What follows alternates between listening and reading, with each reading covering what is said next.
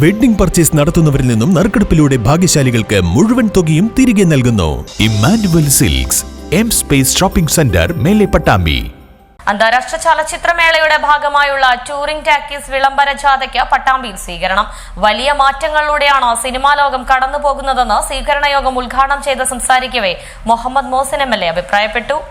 December 13 മുതൽ 20 വരെ തിരുവനന്തപുരത്ത് വെച്ച് നടക്കുന്ന അന്താരാഷ്ട്ര ചലച്ചിത്രമേളയുടെ ഭാഗമായാണ് സാംസ്കാരിക വകുപ്പിന്റെ കീഴിലുള്ള ചലച്ചിത്ര അക്കാദമിയുടെ നേതൃത്വത്തിൽ വിളംബര ജാഥ നടത്തിവരുന്നത്. മലപ്പുറം ജില്ലയിലെ സ്വീകരണത്തിന് ശേഷമാണ് വിളംബര ജാഥ പാലക്കാട് ജില്ലയിലേക്ക് പ്രവേശിച്ചത്. പട്ടാമ്പി ഗവൺമെന്റ് കോളേജിൽ വിളംബര ജാഥയായ ടൂറിംഗ് ടാക്കീസിന് സ്വീകരണം നൽകി. സ്വീകരണ പൊതുയോഗം മുഹമ്മദ് മോഹസിൻ MLA ഉദ്ഘാടനം ചെയ്തു.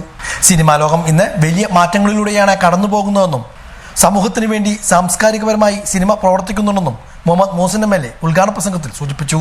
തിരുവനന്തപുരത്ത് ആരംഭിക്കുന്നതിന് മുന്നോടിയായി അതിൻ്റെ പ്രചരണാർത്ഥം ഇപ്പോൾ പട്ടാമ്പിയിലും ഇതെത്തിയിരിക്കുകയാണ്.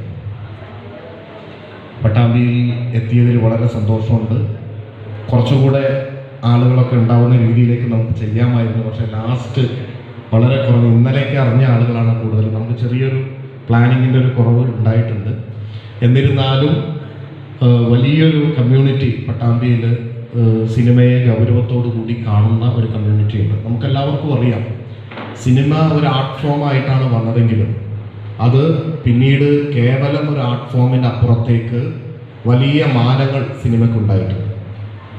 അത് സാംസ്കാരികമായി, രാഷ്ട്രീയമായി, മറ്റു പലതരത്തിലും സാമ്പത്തികമായും ഒക്കെ സമൂഹത്തെ ഇൻഫ്ലുവൻസ് ചെയ്യുന്ന ഏറ്റവും പ്രധാനപ്പെട്ട ഒരു ഘടകമായി സിനിമ മാറിയിട്ടുണ്ട്. സിനിമയുടെ ചരിത്രം എടുത്തു കഴിഞ്ഞാൽ വളരെ സിമ്പിളായ ആർട്ട് ഫോമിൽ നിന്ന് ആരംഭിച്ചതാണ്. പട്ടാമ്പി നഗരസഭാ ചെയർപേഴ്സൺ O ലക്ഷ്മിക്കുട്ടി ചടങ്ങിൽ അധ്യക്ഷയായിരുന്നു. Vice chairman TP Shaji, Muthuthala Gramapanchayat president A Anandavalli, ജില്ലാ പഞ്ചായത്ത് അംഗം AN നീരജ്, സിനിമാ പിന്നണി ഗായിക രാധിക അശോക്, ചലച്ചിത്ര അക്കാദമി കോഴിക്കോട് റീജിയണൽ കോർഡിനേറ്റർ നവീന, കോളേജ് യൂണിയൻ ചെയർമാൻ K ജീവ, സുനിൽ ഓങ്ങല്ലൂർ തുടങ്ങിയവരും പങ്കെടുത്ത് സംസാരിച്ചു.